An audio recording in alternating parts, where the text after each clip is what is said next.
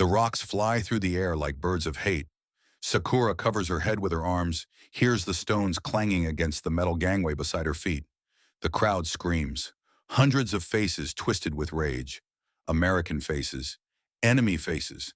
She is going to die here. On this dock. Torn apart by the mob. This is how it ends. Then something impossible happens. The American soldiers move forward, not toward the prisoners, toward the crowd. They form a wall of bodies, khaki uniforms and raised hands, creating a corridor between the 47 Japanese women and the mob that wants them dead. Corporal James McAllister steps directly in front of Sakura. His red hair catches the afternoon sun. When a bottle flies toward her, he moves left and takes the impact on his shoulder. Does not even flinch. Just adjusts his stance and keeps his eyes on the crowd. The enemy has become her shield. This is the story of 47 women who expected death and received protection instead, who were taught that Americans were monsters and discovered they were human, who learned the hardest lesson of war, that sometimes the people you are supposed to hate are more merciful than the ones who taught you to hate them.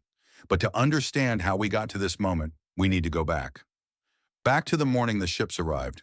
2 weeks earlier, the USS transport ship cut through the Pacific swells like a knife through silk. In the cargo hold below deck, 47 women huddled together in the darkness.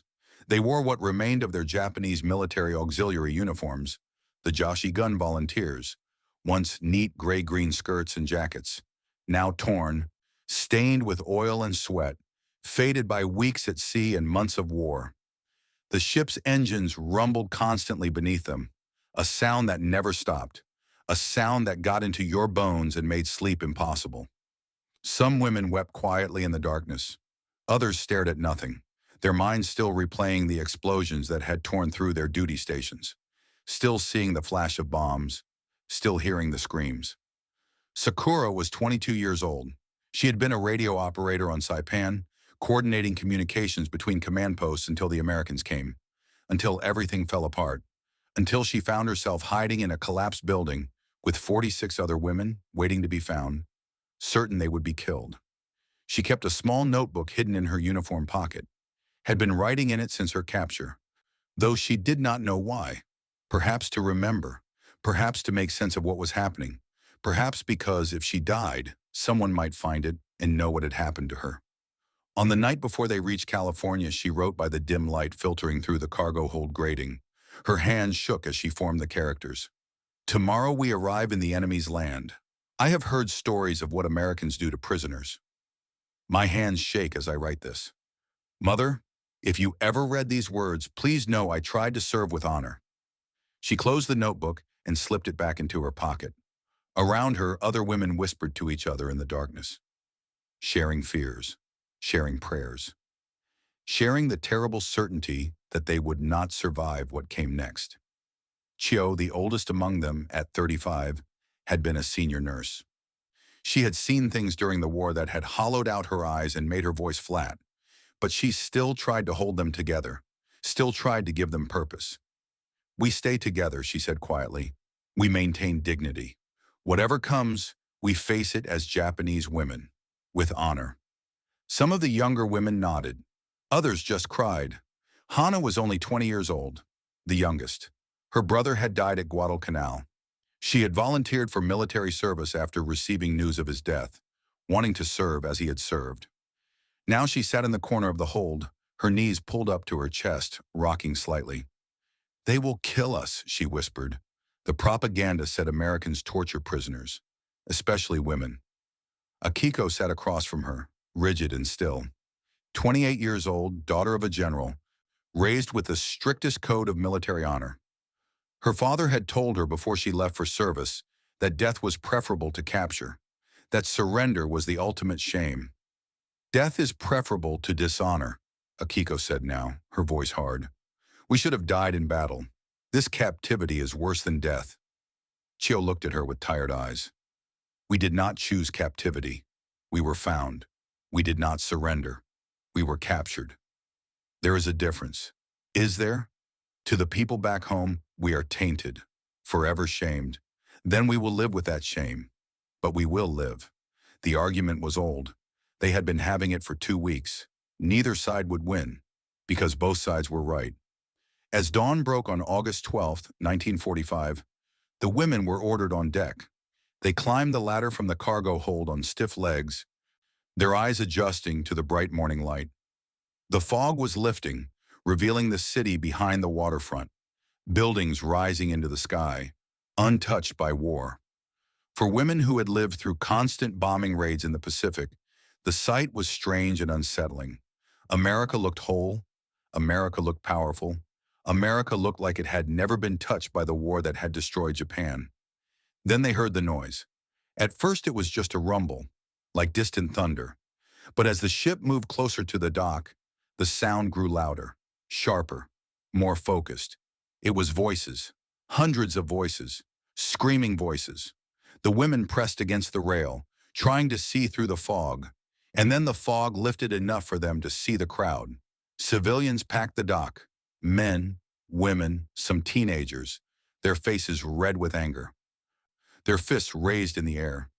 American flags waved violently above their heads. Handmade signs bobbed in the crowd. "Remember Pearl Harbor. Killers. Send them back." The screaming was so loud it seemed to shake the air itself. It seemed to have physical weight, pressing against them like a wave. Sakura's legs went weak. She grabbed the woman next to her for support. Around her, others began to cry. One woman whispered, "This is how we die." Another made a small sound like a wounded animal. They had expected punishment. Yes, they had expected prison. But this was a mob that wanted blood. The ship's engines cut to idle. Ropes were thrown to the dock workers below. The gangway clanged into place with a sound like a guillotine dropping. An American officer appeared and shouted in broken Japanese, "Form line. Walk. No run. No talk." The women formed two ragged lines, their bodies pressed close together, seeking comfort in nearness. Their hearts pounded. Their breathing came quick and shallow. Some of them were praying. Some of them were just trying not to collapse. As the first woman stepped onto the gangway, a rock flew through the air and hit the metal beside her with a sharp clang.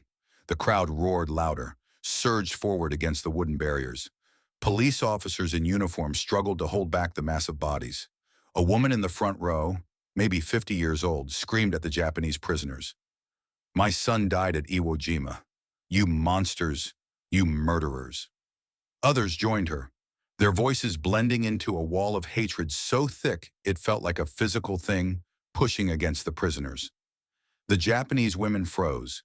Training had taught them to march in formation, to follow orders, to maintain dignity. But training had not prepared them for this, for hundreds of civilians who wanted to tear them apart with bare hands. Several women stumbled, nearly fell. Others raised their arms over their heads, protecting themselves from the thrown objects. More rocks, wadded paper, someone's shoe. Move. Keep moving. American military guards ran forward, forming a corridor along both sides of the line of prisoners. There were maybe 20 guards, all young men in U.S. Army uniforms, their faces serious and tense. They did not look at the prisoners. They looked at the crowd. Sakura walked in the middle of the line, her eyes fixed on the back of the woman in front of her. She could feel the hatred like heat radiating from the crowd. Spit flew through the air. A man broke through the barrier and ran toward them, his fist raised. Two guards tackled him before he could reach the prisoners.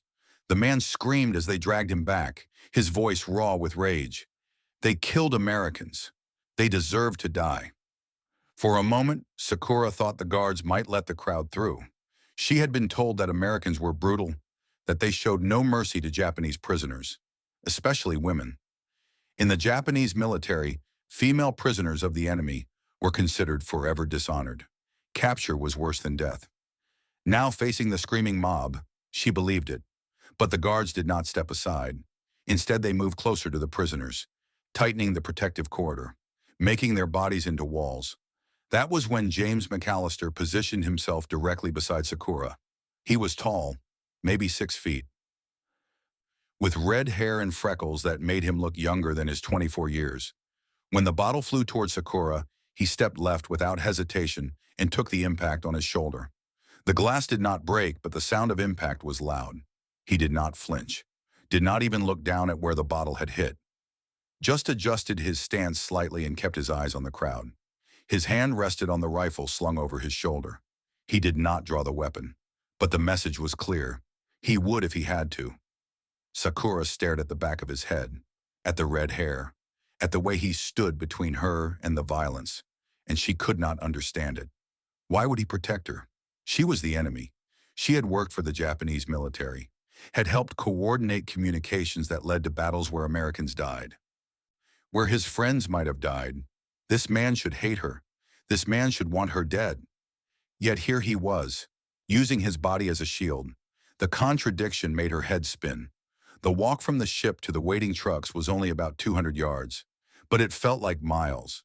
Every step brought new screams, new insults, new objects thrown through the air. A young Japanese woman near the front of the line, a girl barely 20 who had been a secretary at a command post, suddenly broke down sobbing. Her legs gave out, and she collapsed to her knees on the dock. The crowd cheered at her fall, mocking her tears, celebrating her weakness. But before the guards could react, Chio bent down and lifted the crying girl to her feet. Her grip was firm, her voice was steady. We walk with dignity. We do not give them the satisfaction of seeing us broken. The girl wiped her eyes and nodded. Together they continued forward. 3 military trucks waited at the end of the dock. Their canvas covers rolled back. The guards directed the women toward them, working quickly now. The crowd was getting more aggressive. More people were trying to break through the barriers.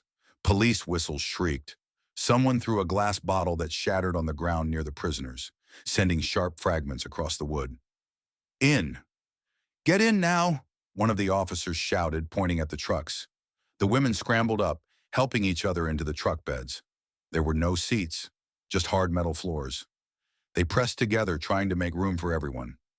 Sakura found herself squeezed between 2 other women, all of them breathing hard, all of them trembling. As the last women climbed aboard, the guards jumped up after them.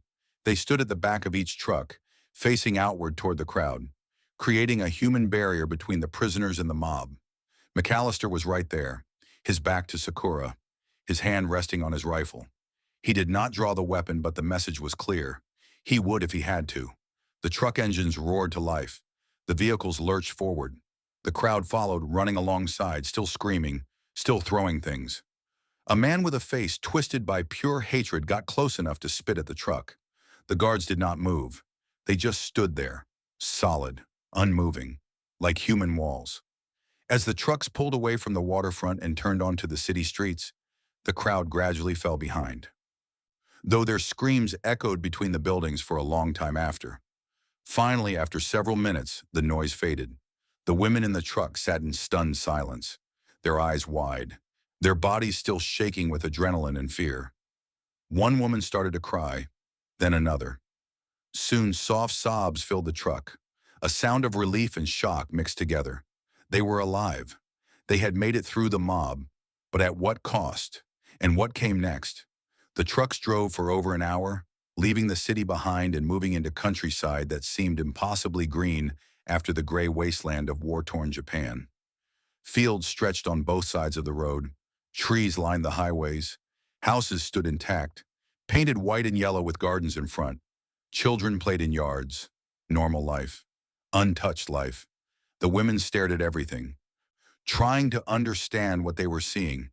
This was the enemy nation, this place of abundance and peace. Where were the ruins? Where were the hungry children and burned buildings? Everything they had been told about America, that it was suffering, that it was weak, that it was on the verge of collapse, all of it was lies. The evidence was right in front of them, undeniable and overwhelming. Sakura watched a woman hanging laundry in her backyard as the truck passed. Just a normal woman doing a normal task in a normal world. It seemed impossible. It seemed like a dream. In Japan, women were digging through rubble for scraps of food. Here they hung clean clothes to dry in the sun. McAllister finally turned around. He looked at the prisoners, his eyes moving from face to face. Then he did something unexpected. He sat down at the edge of the truck bed, lowering himself to their level instead of standing above them. Water, he said, pulling a canteen from his belt. He held it out toward them. The women stared at it. No one moved. Was it a trick? Was the water poisoned? Was this some kind of test? McAllister waited. When no one took the canteen, he lifted it to his own lips and drank, showing them it was safe. Then he held it out again. Water, drink. Hot day. Finally, Chio reached out and took the canteen. She sniffed it carefully, then took a small sip. Her eyes widened. It was cool, clean water, not the warm, metallic-tasting liquid they had been given on the ship. Real water. Cold water. She drank more, then passed it to the woman next to her. The canteen moved from hand to hand. When it was empty, McAllister refilled it from a larger container at the front of the truck and passed it back. This happened 3 times until all the women had drunk their fill. "Thank you," Sakura said quietly in English. She had learned some English in school before the war. Basic words, simple phrases. She had not expected to use it with an American guard. McAllister looked at her, surprised. "You speak English?" "Little bit. Small." She held her thumb and finger close together to show how little. McAllister nodded. He was quiet for a moment. Then he said something that would stay with Sakura forever. "That crowd at the dock. That's not everyone. You understand? Not everyone is like that." Sakura was not sure she understood all the words, but she understood the tone. He was trying to tell her something important. She nodded slowly. "Those people," McAllister continued, gesturing back toward the city, "they lost sons, brothers, husbands in the war. They're angry. They're hurt. But they won't hurt you. We won't let them." Sakura looked at him, really looked at him, at his young face, at the way he held himself, at the earnestness in his eyes. "Why?" she asked. It was the question burning in her mind. "We are enemy." McAllister looked at her for a long moment. Then he said something that changed everything. "The war is over. You're prisoners now." "Yes, but you're also people, and we don't let mobs hurt people. That's not who we are." He said it so simply, like it was obvious, like it was the only way things could be. But to Sakura, it was revolutionary. In the Japanese military, prisoners were considered less than human. Capturing enemy soldiers, and especially enemy women, was seen as the ultimate dishonor. Prisoners had no rights, no protections, no dignity. Yet here was this American guard, this enemy soldier, telling her that even as his enemy, she was still a person deserving of safety. The contradiction was almost impossible to process. But this was only the beginning. What awaited them at the camp would shatter everything they thought they knew. The trucks finally pulled through the gates of what the guards called Camp Norton, a temporary holding facility in the Central Valley of California. The camp was surrounded by chain-link fences topped with barbed wire, but compared to the hellish conditions the women expected, it looked almost normal. Wooden barracks stood in neat rows. Paths between them were swept clean. Small gardens with flowers grew near the administrative buildings. Guard towers rose at each corner, but the guards in them looked relaxed, even bored. As the women climbed down from the trucks, their legs stiff from the long ride, they bunched together instinctively, finding safety in numbers. American soldiers watched them from various points around the camp, but none approached aggressively. An officer with gray hair and glasses walked forward, holding a clipboard. "I am Major Roberts," he said in slow, careful English. "This is your camp until we determine your final placement. You will be treated according to the Geneva Convention for prisoners of war. You will receive food, shelter, medical care, and clothing. You will work, but work will be light and paid. You will not be harmed." A Japanese-American woman in U.S. Army uniform stepped forward. Lieutenant Sarah Chen. She was young, maybe 30, with a serious face. She translated everything into Japanese. The prisoners listened in silence, their faces showing nothing. They had learned not to show emotion, not to reveal weakness. First, Major Roberts continued, "You will go to processing. You will receive medical examination, clean clothing, and hot showers. Your belongings will be cataloged. Any personal items not considered dangerous will be returned to you. You will then be assigned to barracks and given your daily schedule." The word showers sent a ripple of fear through the women. In Japanese propaganda, they had been told that American showers were actually gas chambers.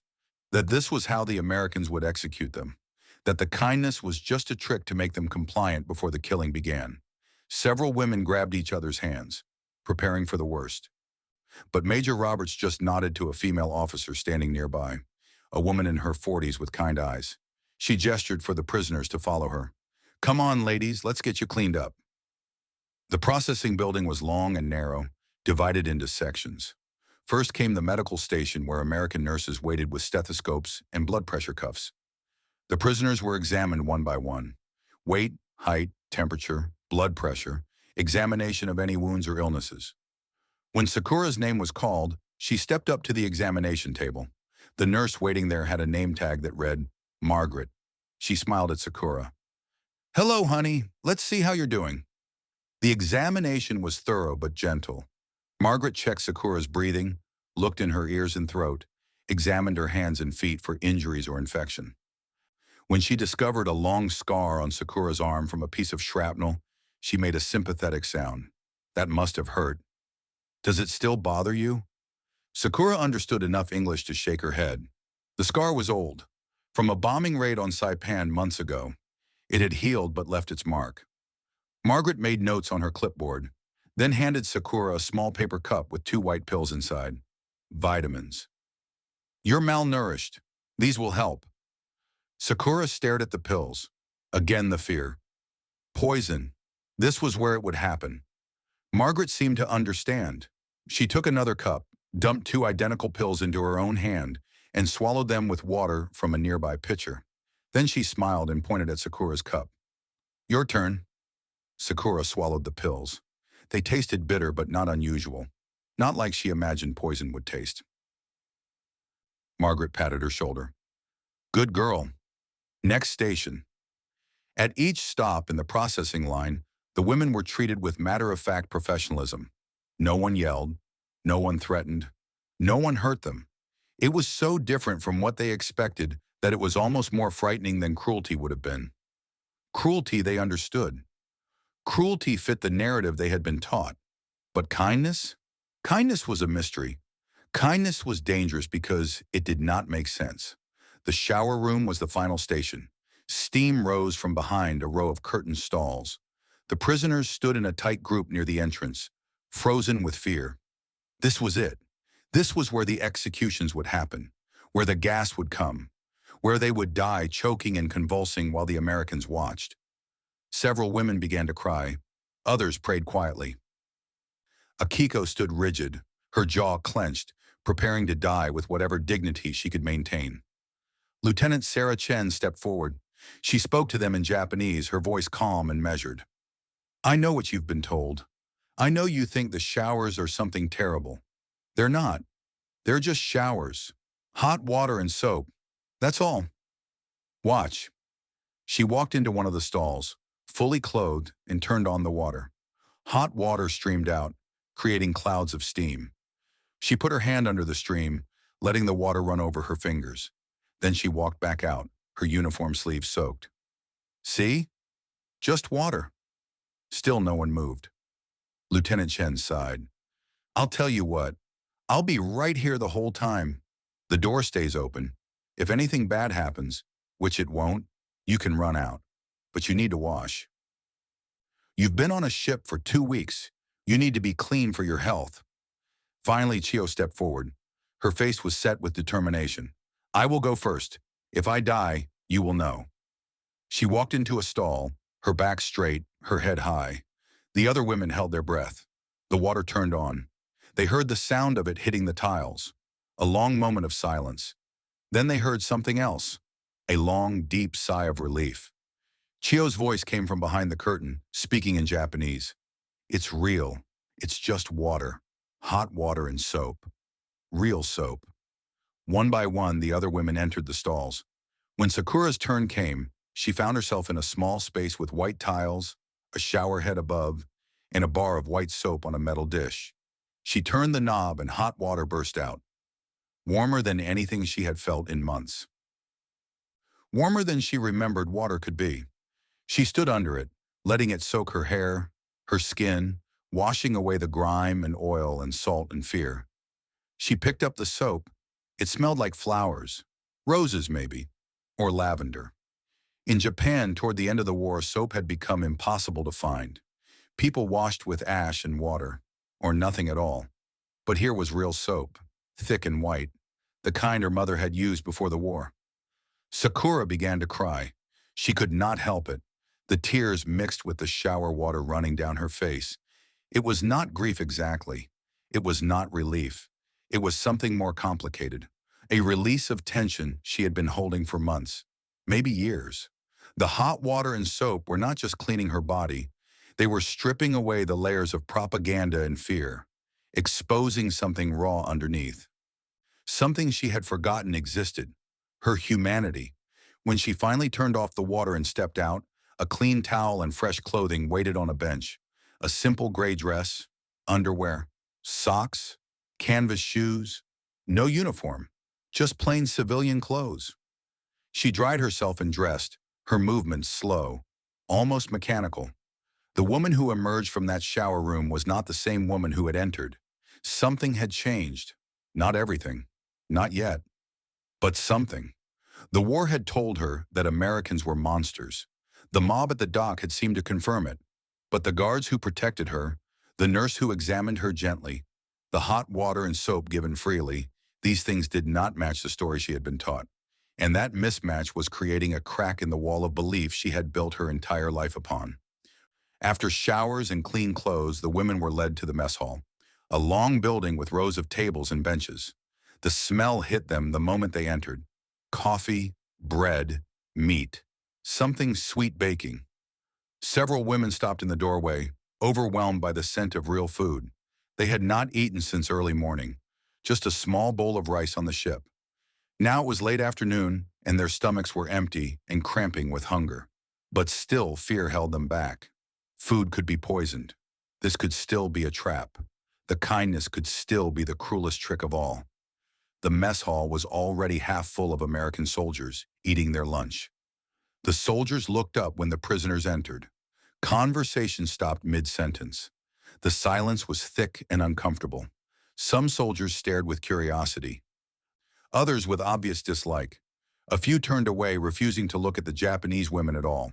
But then an older soldier, a sergeant with gray at his temples, stood up and walked to the serving line.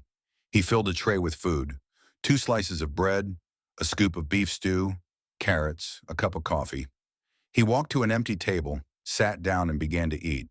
Completely normal, completely calm, a demonstration that the food was safe. Major Roberts appeared and gestured to the prisoners.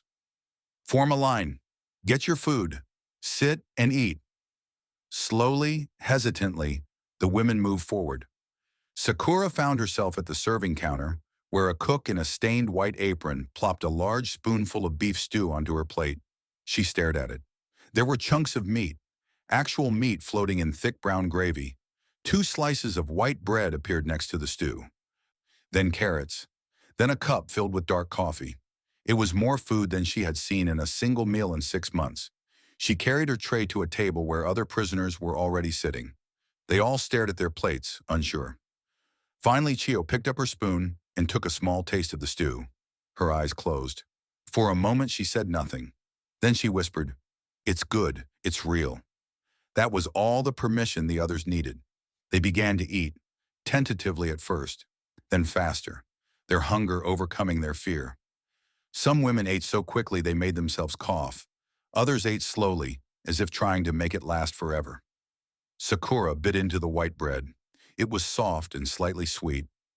Nothing like the hard black bread of wartime Japan. The butter melted on her tongue. The stew was rich and warm. The meat was tender. She wanted to cry again, but she forced herself to keep control. Not here. Not in front of everyone. Around the mess hall, the American soldiers had resumed eating and talking, though many still glanced at the prisoners occasionally. McAllister sat at a nearby table. He caught Sakura's eye and gave a small nod. She nodded back, unsure what it meant, but feeling somehow that an understanding had been reached. They were enemies, but they were also somehow sharing a meal, eating in the same room, breathing the same air.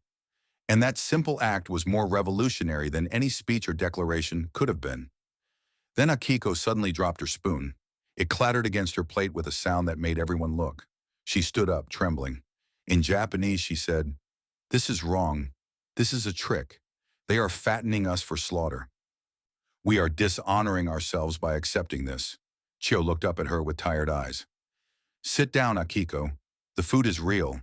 The kindness is real. Kindness from the enemy is poison. Don't you see? They are breaking us." Other prisoners were watching now. Some agreed with Akiko. Others looked uncertain.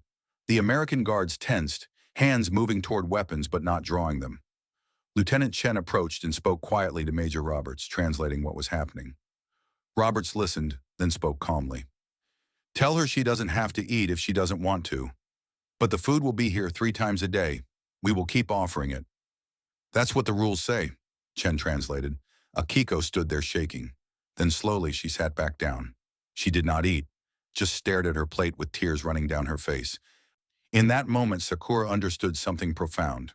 Akiko was right to be afraid, but not of violence. She was afraid of kindness, because cruelty they understood. Cruelty fit the narrative they had been taught. Cruelty confirmed everything they believed about Americans. But kindness destroyed everything. Kindness forced them to question, and questioning was far more terrifying than any torture could be. After the meal, the women were assigned to barracks, given bedding, told the schedule. That night, lying on a real cot with a real mattress and pillow, Sakura pulled out her notebook and wrote by the dim light of the lamp. Day 1 in enemy prison. They protected us from mob, gave us hot water, fed us real food. Nothing makes sense. Either everything we were taught was lie or this is most elaborate cruelty ever devised. Tomorrow will tell us which. But even as she wrote it, she did not believe it was cruelty. Already the walls were beginning to crack. Already doubt was seeping in. Already she was beginning to see that the monsters she had been warned about were just men, young men, far from home, following rules they believed in. And if they were not monsters, then what did that make everything she had been taught? What did that make the war? What did that make her own nation's treatment of prisoners? These were dangerous questions, questions that could break a person if they thought about them too long. She closed the notebook and tried to sleep, but sleep would not come easy, because tomorrow would bring more kindness, more contradictions, more cracks in the wall, and eventually that wall would crumble completely, leaving her standing in the ruins of everything she had ever believed, with only one truth remaining, that mercy, even from the enemy, is the most powerful force in the world, and the most devastating. The bell rang at 6 in the morning. Sakura woke to sunlight streaming through the barracks windows, warm and golden. For a moment she forgot where she was. Then memory crashed back. The dock, the mob, the guards, the showers, the food, all of it real. Around her, other women were stirring, sitting up slowly, looking at each other with expressions that mixed confusion with something like wonder. They had survived the night. No one had come to hurt them. No one had dragged them away. They had simply slept in real beds with real blankets. The contradiction was almost unbearable. Breakfast was rice porridge, grilled fish, pickled vegetables, and hot tea. Simple food, but more than enough. After breakfast, they were organized into work groups, some assigned to laundry, others to the vegetable gardens, a few to help in the kitchen. The work was light. Nothing like the grueling labor they had done during the war, and they were paid. A small amount in camp scrip that could be spent at the canteen. The canteen was a revelation. Inside a small wooden building, shelves held items that seemed impossible. Chocolate bars, cigarettes, writing paper, pencils, even small toiletry items like toothbrushes and hand cream. Sakura stood in front of the chocolate display for a full minute, just staring. Hershey bars stacked neatly on the shelf. In Japan, chocolate had disappeared years ago. Even military officers rarely got any. But here, in a prisoner of war camp, it sat on shelves available for purchase. She bought a Hershey bar with her first week's wages. That night, lying on her bunk, she bit into it. The sweetness exploded in her mouth. She ate it slowly, making each bite last, while around her other women did the same with their own small treasures. Hana whispered in the darkness, "This makes no sense. Why did they give us chocolate?" No one had an answer. During work details, the women worked alongside American soldiers who treated them with distant professionalism. The guards did not chat, did not try to be friends, but they also did not abuse. If a prisoner needed something, a tool, water, help lifting something heavy, the guards provided it without comment. One afternoon, Sakura was working in the garden, pulling weeds under the hot California sun. McAllister walked past, stopped, and watched her for a moment. "You're doing that wrong. Like this." He knelt down and showed her how to pull the weeds from the roots so they would not grow back. Then he stood up and walked away without waiting for thanks. Such moments happened repeatedly, small interactions that chipped away at the wall of hatred the women had been taught to feel. It was hard to hate someone who showed you how to weed a garden, hard to fear someone who handed you water when you were thirsty. The kindness was systematic, relentless, and every day it carved deeper into their certainty about who the enemy was. That evening, McAllister appeared at the barracks door. Through Lieutenant Chen, he asked, "Corporal McAllister would like to speak with Sakura. Is that acceptable?" Sakura nodded, curious and nervous. Why would a guard want to speak with her specifically? McAllister held a worn book. The cover showed a boy on a raft. The title read, "The Adventures of Tom Sawyer" by Mark Twain. "I heard you speak English. Wondered if you'd like to practice." By reading this, Sakura stared at him. "You want to teach me English?" "Yeah. I mean, if you want." "It was my brother's book. He loved it. Thought maybe—" He trailed off, uncomfortable. "Your brother?" McAllister looked away. His jaw worked for a moment. Then he said quietly, "Tommy, my younger brother. He was 19. Navy. His ship went down at Lady Gulf. Last October. 10 months ago. He drowned. They never found his body." The words landed like stones. Sakura felt her stomach drop. "I am sorry, very sorry. My work on Saipan, I help with communications. Maybe my messages—" She could not finish the sentence. McAllister shook his head. "You didn't kill Tommy. War killed Tommy. There's a big difference." He held out the book. "First lesson tomorrow, if you want." He left before she could respond. That night, Sakura turned the book over in her hands. The cover was worn soft. The pages had notes in the margins in a young man's handwriting. Tommy's handwriting. She opened to the first page and saw an inscription. "To James, my big brother. May you always find adventure and friendship in unexpected places. Love, Tommy." She closed the book carefully and held it against her chest. This American guard, whose brother had died fighting Japan, was offering to teach her his language using his dead brother's book. It made no sense. None of it made sense. But the next evening, she was waiting when McAllister arrived. Lieutenant Chen came too, to help with translation when needed. They sat at a table in the barracks and opened the book to chapter 1. The reading lessons became routine. Every evening, 30 minutes, McAllister teaching Sakura English using Tommy's book. But it was more than language instruction. It was a bridge between enemies. It was humanization through literature. It was grief shared and transformed into connection. Other women noticed, Akiko especially. She watched with disapproval, her face hard. But Hana asked if she could join. Soon 5 women were learning English from McAllister, stumbling through Mark Twain's prose, laughing when they mispronounced words, laughing with an American guard. It felt like betrayal. It felt like healing. It felt like both things at once. In week 4, a dozen women were selected for an outside work detail. They would help at a local farm, harvesting vegetables for both the farm and the camp's food supply.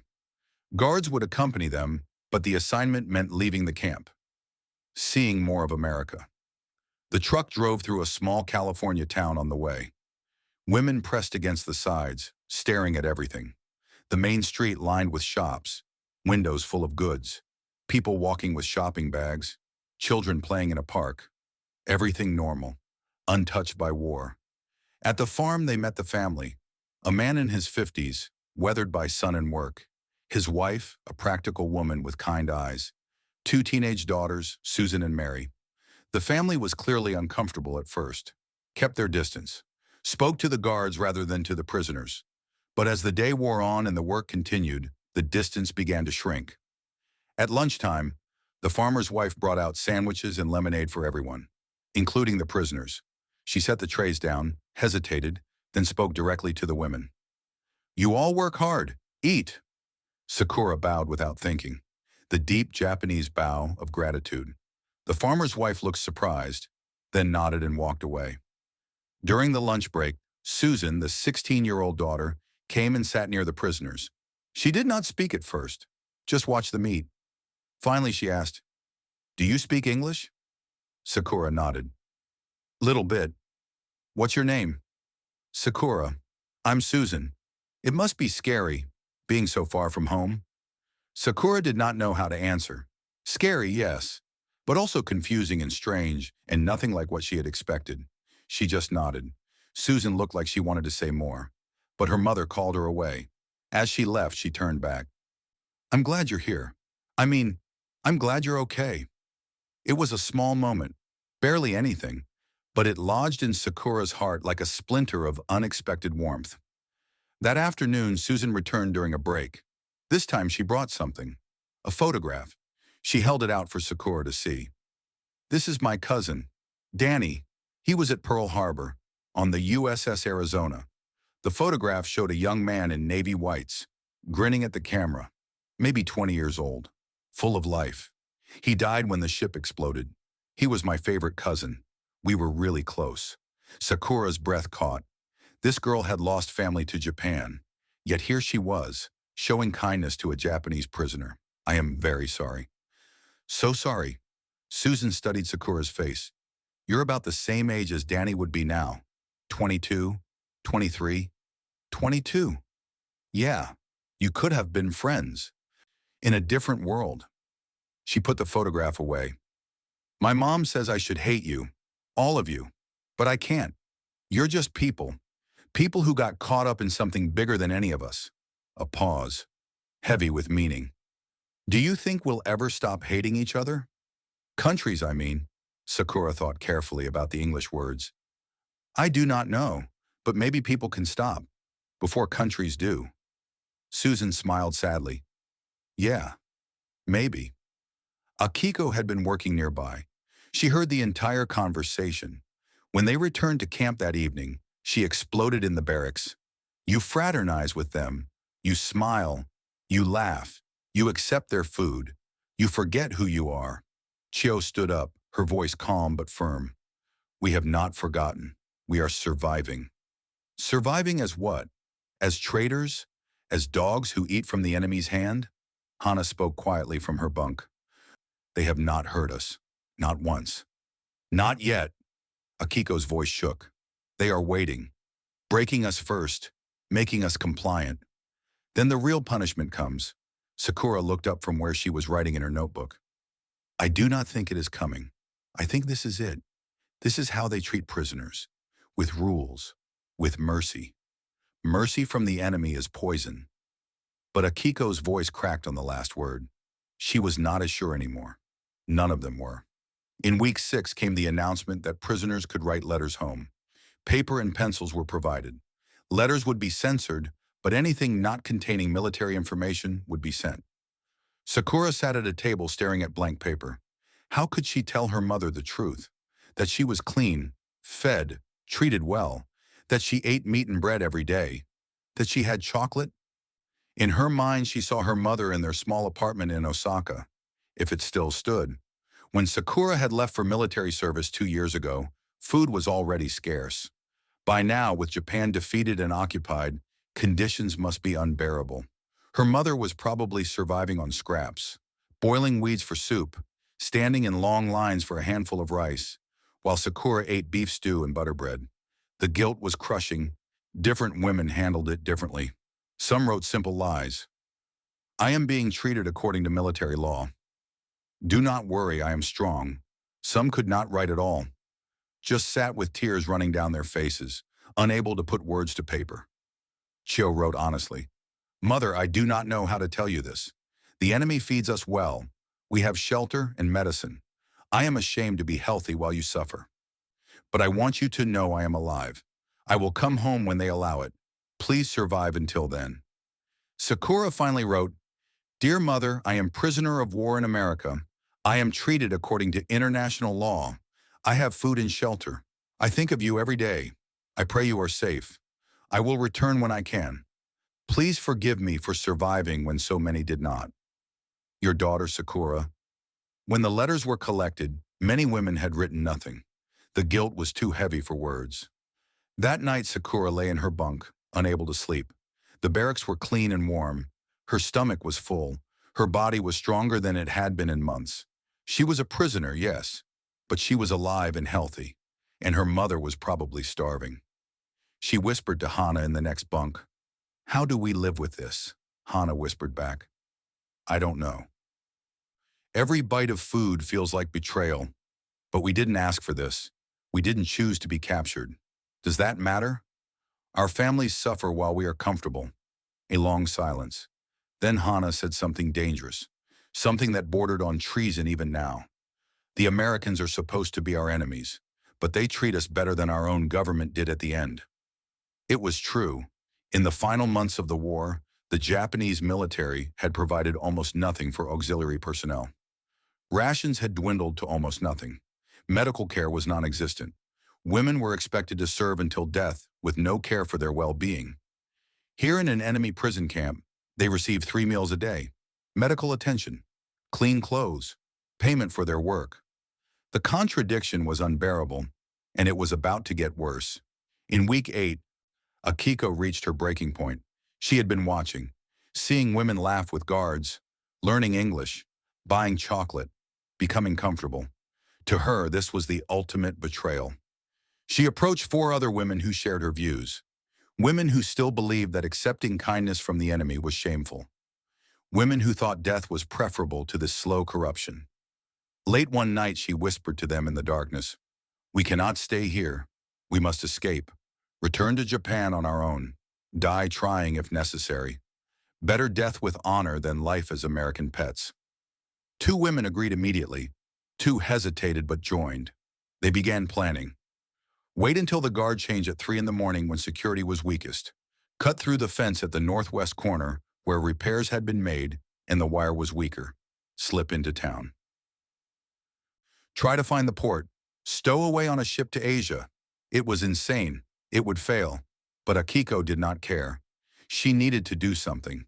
Needed to prove she was not broken. Sakura overheard them whispering. Confronted Akiko. You will be caught. You will be shot. Is that what you want? Akiko's eyes were wild. Better shot than corrupted. Look at you. You learn their language. You smile at their guard. You are becoming one of them. I am trying to understand them. There is a difference. No difference. Understanding is the first step to betrayal. Sakura wrestled with what to do. Should she report the plan to the guards? Save Akiko from herself? Or stay silent, let Akiko make her own choice, even if it killed her? She decided she would not report. Akiko had to choose her own path, but Sakura would try one more time to stop her. At 3 in the morning, 4 women slipped out of the barracks. Akiko led them to the northwest fence. They began cutting the wire with a piece of metal smuggled from a work detail. Sakura followed. She brought Chio and Hana, not to escape, to stop them.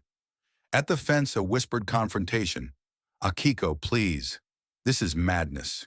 You will die for nothing. Then I die Japanese. Not American puppet. You are not American puppet. You are survivor. There is honor in that. No! Honor is in resistance. Honor is in... Lights flooded the area. Guards had discovered them. McAllister led the team, rifle raised but not aimed. Step away from the fence. Hands up. The women froze. Terror returned in a wave. This was it. They would be shot. The kindness had been a lie after all. McAllister saw Sakura among them. His face showed disappointment, not anger. Disappointment. You too, Sakura? I thought. No, not escaping. Trying to stop them. Akiko spat. I do not need stopping. I need death before dishonor. Major Roberts arrived, saw the situation. Akiko with the cut fence. Clear escape attempt. Under military law, she could be shot. They all could. A long silence. Everyone waiting for judgment. Finally, Roberts spoke through Lieutenant Chen. I understand why you tried this. You believe honor requires resistance, but you are wrong.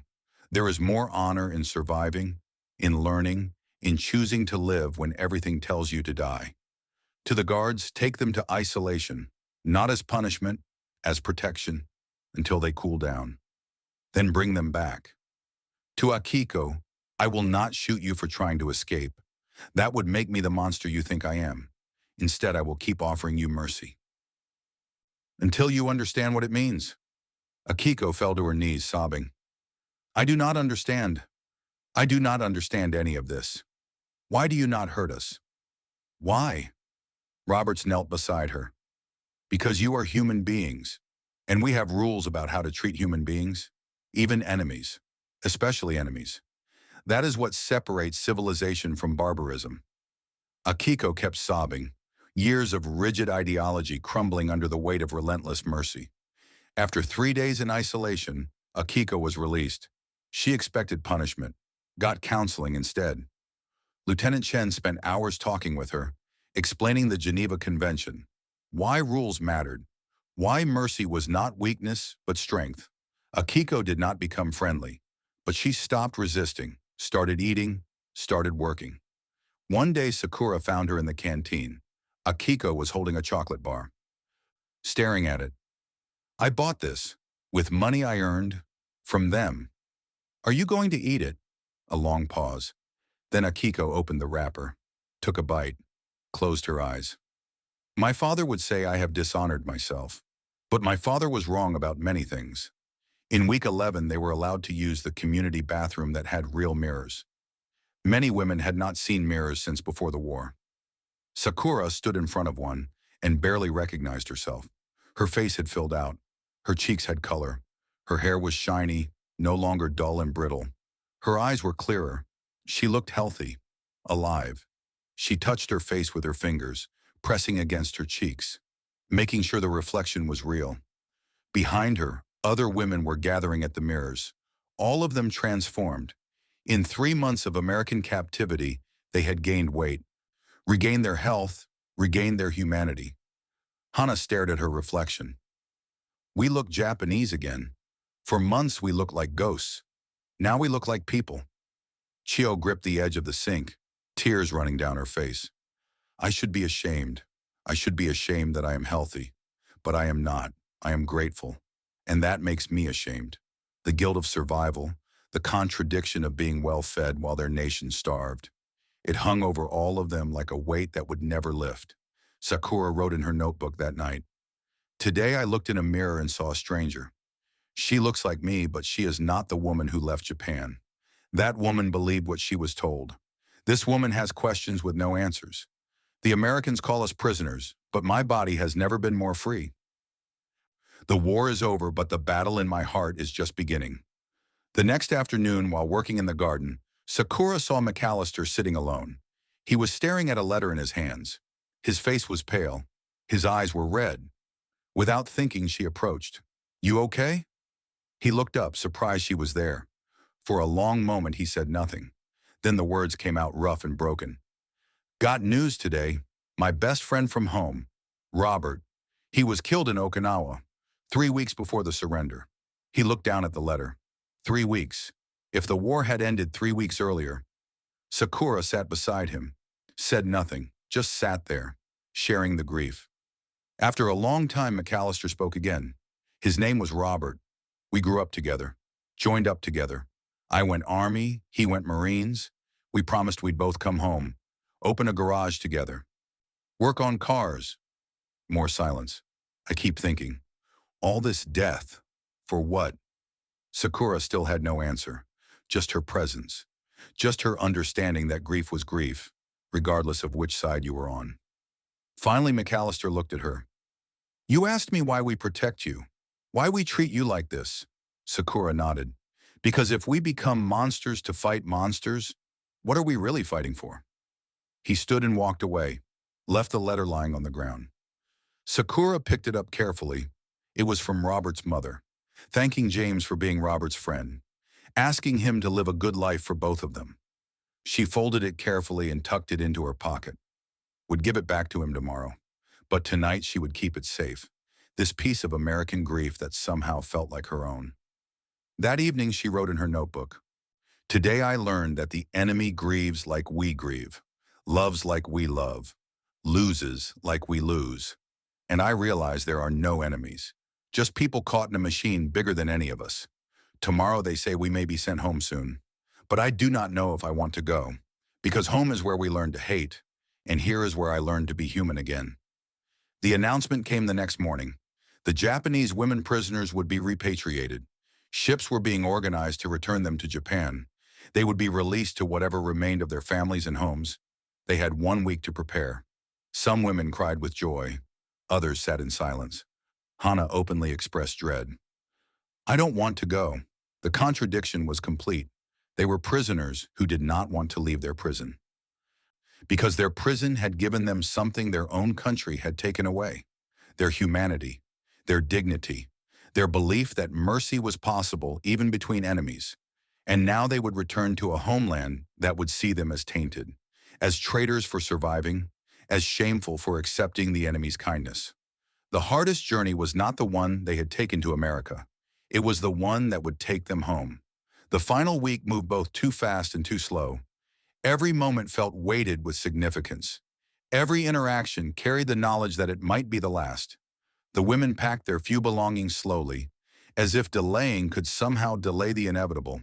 A change of clothes, toiletries from the canteen, letters that had never been sent because the truth was too complicated to write. Small treasures that represented 3 months of transformation. Sakura walked the campgrounds in the evenings, looking at everything with new eyes. The barracks where she had slept in a real bed with clean sheets. The mess hall where she had eaten 3 meals every day. The garden where she had learned to pull weeds properly. The spot where McAllister had sat reading his friend's letter while she sat beside him in silence. All of it had been her prison, but it had also been her sanctuary. The place where everything she believed had been dismantled and rebuilt into something truer. Something harder to carry, but more honest. She thought about Japan, about what awaited her there. Ruined cities, starving people. Occupation forces everywhere. Shame. Would her mother still be alive? Would their home still stand? And if Sakura told her mother the truth about her captivity, that she had been treated well, fed well, kept safe, would her mother believe her? Or would she think Sakura had betrayed their nation by accepting the enemy's kindness? These were the questions that kept her awake at night, staring at the ceiling, listening to other women whisper their own fears in the darkness. On the second to last day, McAllister found Sakura in the laundry. He was holding a small paper bag. He held it out to her without meeting her eyes. For the journey. Inside were 3 Hershey bars and a pack of crackers. Sakura stared at them, then at him. "Why?" He shrugged, still not looking at her. "You'll be hungry on the ship. Food isn't great during transport. I cannot take this. It is yours. I want you to have it." He paused. "Look, I know we were enemies. I know my country and your country did terrible things to each other. But you're just a person. You didn't start the war. You just got caught up in it, like all of us. So take the chocolate, and when you eat it, remember that not all Americans were your enemy." Sakura felt tears prickling her eyes. She bowed deeply, the formal Japanese bow of profound gratitude, lower than she had bowed to anyone in years. "Thank you for everything, for protecting me at the dock, for teaching me English, for treating me like a human being, for sharing your grief with me." McAllister looked uncomfortable with her gratitude, but he nodded. "Good luck, Sakura. I hope you find your family. I hope you rebuild your life. I hope you heal from your brother's death, and your friends." They stood in silence for a moment. 2 people from opposite sides of a terrible war, sharing a moment of understanding that transcended all the propaganda and hatred. Then McAllister pulled Tommy's book from his jacket, the worn copy of Tom Sawyer. He held it out to her. "I want you to have this too." "No, I cannot. It was your brother's." "That's why I want you to have it." Tommy believed in understanding people, in learning about different cultures. He would have wanted someone to read his book who appreciated it, who learned from it. He opened the front cover, showed her Tommy's inscription again, "To James, my big brother. May you always find adventure and friendship in unexpected places. Love, Tommy." Below it, in fresh ink, McAllister had written something new. "To Sakura, who taught me that enemies can become friends if we choose to see each other as human. May you find peace. James McAllister, November 1945." He placed the book in her hands. "It's yours now." Sakura clutched it to her chest, could not speak past the lump in her throat, could only nod. McAllister turned and walked away. She never saw him again. That night, the women gathered in their barracks for the last time, talking quietly, sharing memories of their 3 months in Camp Norton. "Do you think we'll tell anyone the truth?" one woman asked. Chio spoke firmly. "I will. I will tell my children if I have any. They need to know that even in war, some people choose kindness." Hana looked worried. "But what if no one believes us? Then at least we'll know the truth. We'll know that the enemy we were taught to hate showed us more compassion than our own leaders did." Chio looked around at all the women. "That matters. That has to matter." Akiko spoke, which was rare for her now. Her voice was quiet but steady. "I fought this truth for a long time. I believed accepting kindness from the enemy was betrayal. But I was wrong. The betrayal was committed by those who taught us to hate, those who sent us to war with lies. The Americans are not perfect, but they followed their rules. And their rules say, treat prisoners like humans. That is more than our government did for us." Sakura pulled out her notebook, wrote by lamplight while the others talked. "Tomorrow we return to Japan. I am afraid of what I will find, but I am also different than when I left.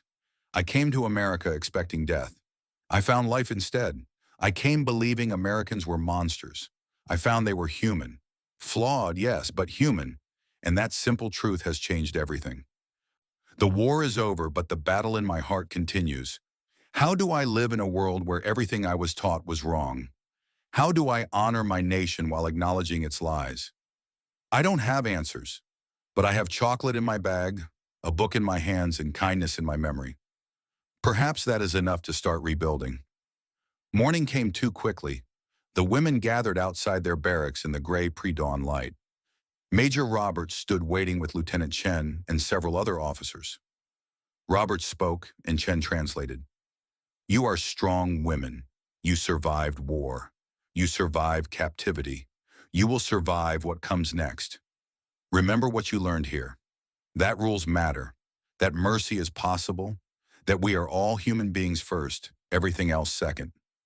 One by one, the women thanked the officers, bowing, some in tears, others silent.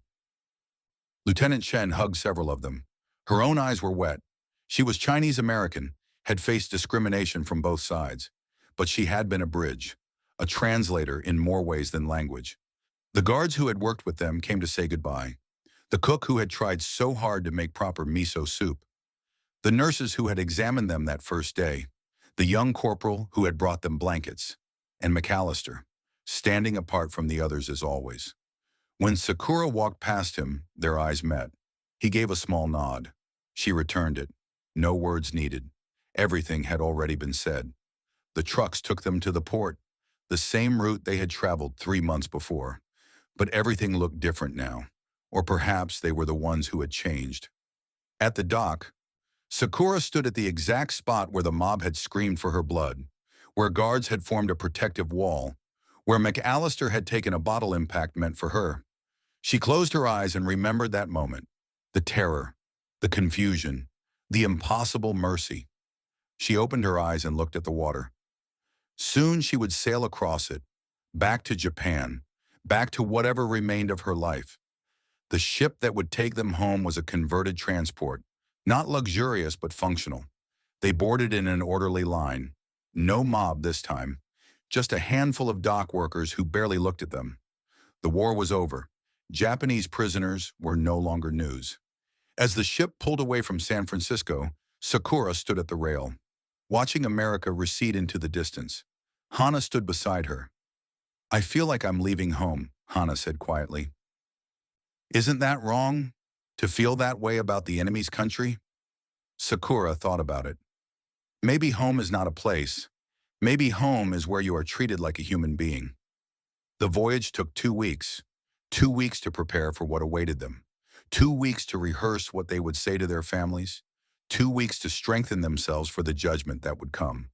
The women talked constantly during those weeks, sharing fears, making plans, promising to stay in touch, though they knew the chaos of post-war Japan might make that impossible. Hana made a decision. I'm not going back to my prefecture. I'm going to Tokyo. Starting over. New name if I have to. I can't face people who knew me before. Others understood. Several made similar plans. The shame of survival was too heavy to carry in their hometowns. Better to disappear. Begin again. Pretend the war had not happened. But Sakura knew she could not do that. She had to find her mother, had to know if she had survived, had to try to rebuild some version of the life they had lost. As Japan appeared on the horizon, the women gathered at the rail. Even from a distance, they could see the devastation. Buildings reduced to rubble. The harbor filled with the hulks of sunken ships. People on the docks looking thin and ragged and desperate. This is our home, Hana whispered. But it looks like hell. No one argued, because it was true. They disembarked at Yokohama. The processing was quick. American occupation forces checked their papers, gave them identification documents, and released them. No ceremony, no welcome home. Just bureaucracy and then freedom. Sakura stood on the dock with her small bag of belongings. The paper bag was chocolate. The book from McAllister clutched under her arm. She watched the other women scatter in different directions, some heading to Tokyo, others to what remained of their home prefectures. A few just standing paralyzed, unsure where to go. Chio found Sakura before she left. The older woman pulled her into an embrace. Survive, she said. Whatever you find, survive. And tell the truth. When you're ready, tell people what really happened. So this never happens again. I will try. That is all any of us can do. Chio walked away, heading toward Tokyo to search for her own family. Sakura watched her go, then turned and began her own journey. It took 3 days to reach Osaka. The trains were running, but barely. Damaged tracks, stations destroyed, long delays. She shared crowded cars with other refugees. No one talked much. Everyone was too exhausted, too broken, too busy just surviving. The countryside was devastated. Towns reduced to foundations. Forests burned black. The evidence of total war written across every mile. When she finally reached Osaka, she almost did not recognize it. The city she remembered was gone. Block after block of nothing, rubble, ash. The occasional wall standing alone like a tombstone, marking where life had once been. She made her way to where her neighborhood had been, getting lost twice because there were no landmarks anymore. Everything looked the same because everything was destroyed.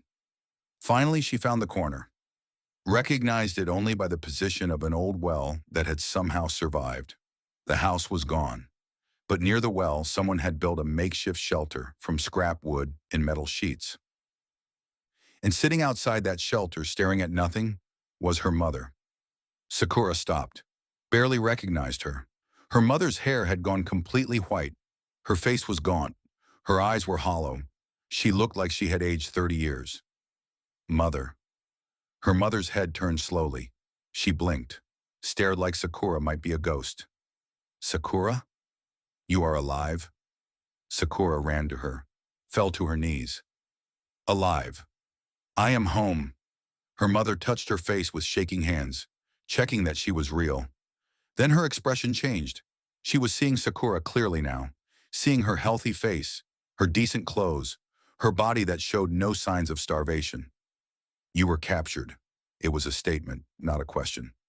Yes, I was a prisoner of war, in an American camp. Something crossed her mother's face. Pain, confusion. The complicated grief of a parent glad her child survived but devastated by how she survived. They took care of you, the Americans. They fed you. Sakura nodded, could not speak past the lump in her throat.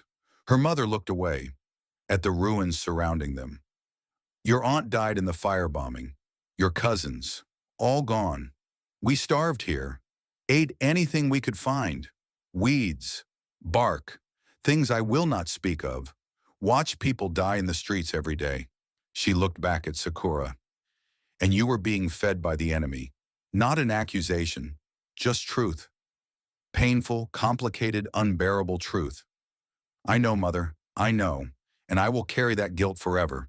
But I survived to come home, to help rebuild. Is that not worth something? Her mother stared at her for a long moment, then pulled Sakura into her arms, held her tight. Of course it is worth something. You are my daughter, you are alive, that is everything. They stayed like that, holding each other, mother and daughter, survivors of different hells, connected by blood and love, and the shared weight of survival. 5 years passed, years of rebuilding, slow, painful, grinding work. Japan rose from the ashes, but it was not the Japan that had been. It was something new, something changed, occupied by the Americans who had defeated it, fed by American aid, shaped by American influence. Sakura married a teacher named Hiroshi, a kind man who did not judge her past.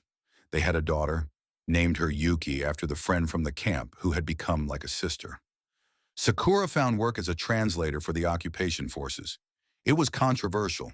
Some called her a collaborator, but she used the English McAllister had taught her. Put Tommy's book to use, built bridges between the occupiers and the occupied. She told her daughter stories, carefully chosen stories about the war, about courage and sacrifice and survival. But she did not tell the whole truth. Not yet. Someday when Yuki was older, she would tell her about the camp, about the guards who protected them, about the chocolate and the book, about learning that enemies could be human. But for now, she kept those memories private, wrote about them in her notebook, added entries over the years, documenting not just what had happened, but what it meant. In 1950, she wrote, 5 years since my return, Japan is rebuilding, slowly, but rebuilding. I found Mother. She survived in a refugee camp. When I told her I was a prisoner of Americans, she wept and apologized for my shame. I told her there was no shame. She did not understand. How could she? She had not seen what I saw, had not experienced what I experienced. I married, had a daughter. Tell her stories of the war sometimes, carefully chosen stories. Someday when she is older, I will tell her the truth, that I was captured by the enemy and they treated me with dignity, that a guard gave me chocolate and his brother's book, that kindness, even from an enemy, is the most powerful force in the world. The war took much from us, but it also taught me this. Hatred is easy, forgiveness is hard, and humanity persists even in the darkest times.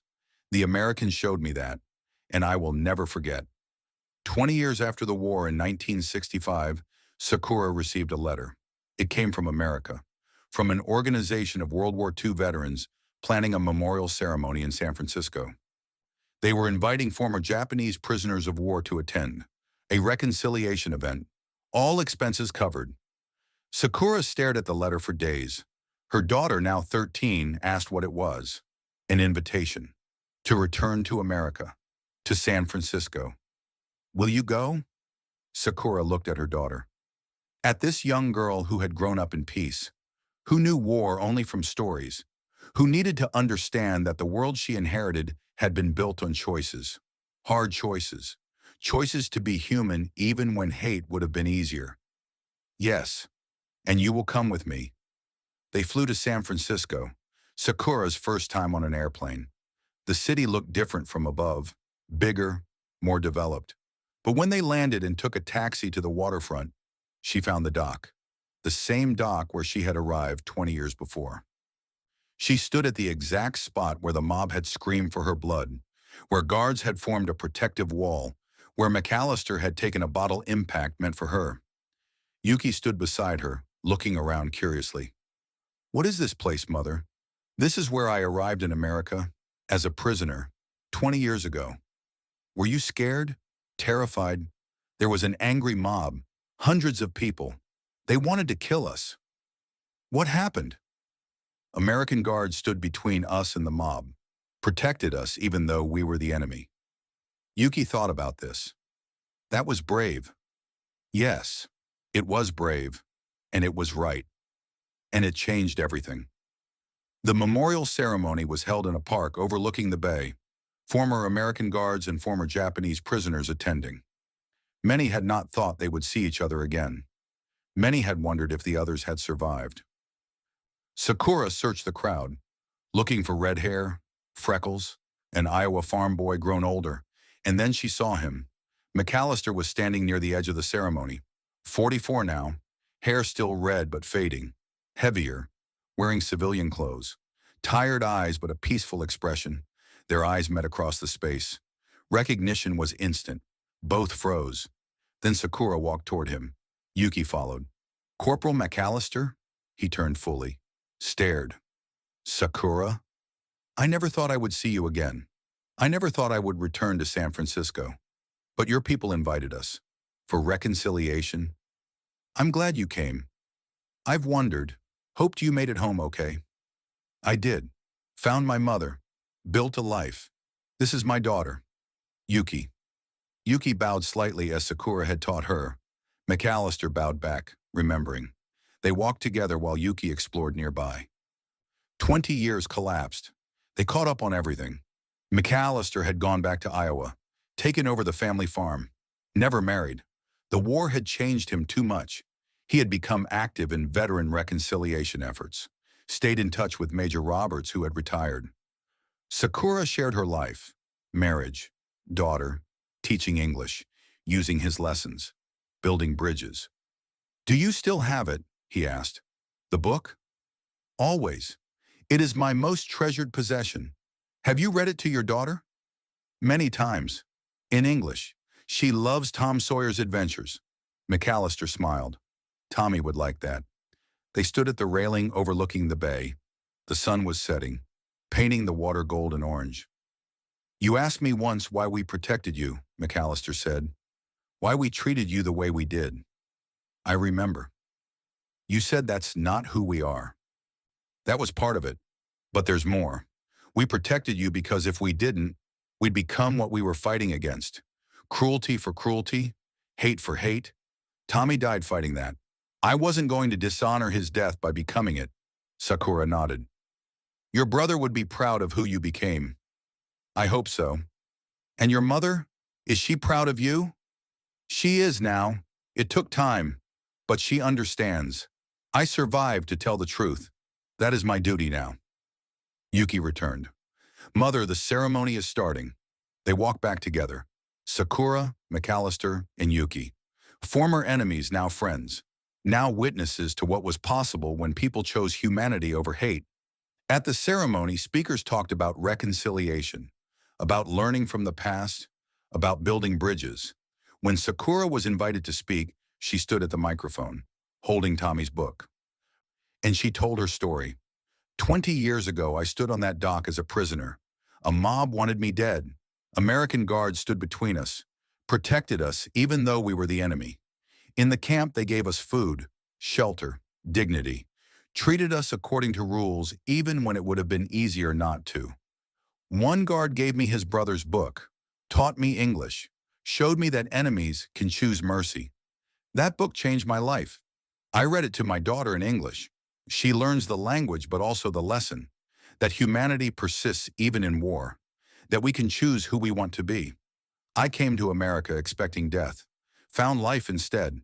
I came believing Americans were monsters, found they were human, and that simple truth has the power to change the world.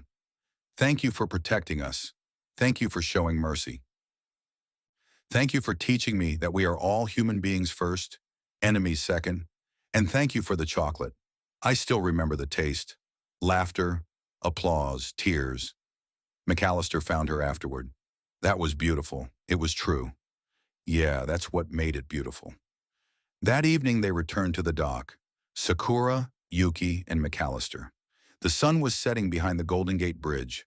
The water reflected gold and orange and red. This is where it started, Sakura said. My transformation. My understanding. Mine too, McAllister said. Seeing you all. Protecting you. Teaching you. It healed something in me. Something Tommy's death had broken. Yuki asked, Mr. McAllister, were you scared? When you protected my mother from the mob? He thought about it. Yes. But more than scared, I was determined. Determined to be better than my worst impulses. To honor my brother by choosing mercy over revenge. That was brave. So was your mother. Coming here. Facing people who once wanted her dead. Telling her truth. That takes more courage than I ever had. Sakura looked out at the water. The war ended in 1945. But for me, it truly ended today. Coming back to this place. Seeing you again. Knowing that what we experienced was real. That kindness from the enemy is possible. That mercy is stronger than hate. I will teach this to my daughter. She will teach her children. And maybe someday we will live in a world where this is not an unusual story. Where treating enemies with dignity is normal. Where mercy is expected, not surprising. Until then, I will keep telling the truth. And I will keep this book. She held up Tommy's book.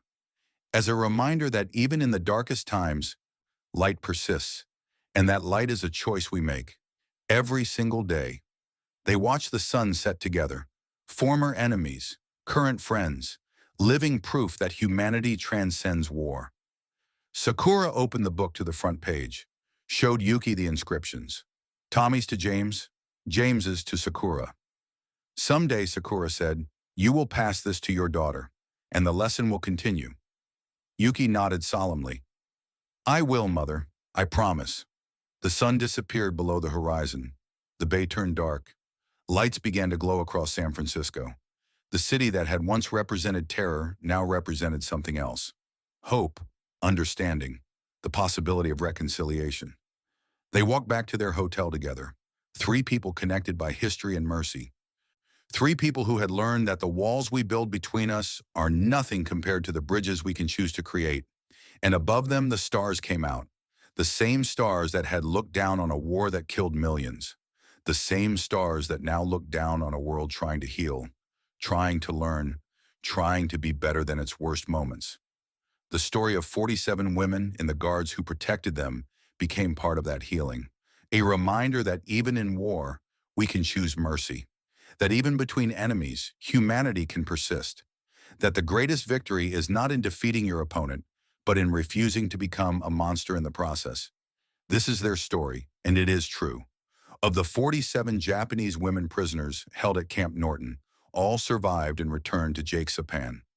Sakura taught English for 40 years and became an advocate for United States-Japan friendship. Corporal James McAllister remained on his Iowa farm and mentored young veterans struggling with war trauma. They stayed in contact until McAllister's death in 1989. Tommy's book remained in Sakura's family and is now displayed at the Japanese American National Museum in Los Angeles. This is their story, and every word of it matters. Because in a world that still struggles with hate, still builds walls between people, still sees enemies everywhere, we need to remember that another choice is possible. We need to remember the guards who stood between prisoners and a mob. We need to remember the chocolate and the book and the English lessons. We need to remember that mercy, even from the enemy, is the most powerful force in the world. And we need to remember that humanity persists, even in the darkest times, especially in the darkest times, because that is when it matters most.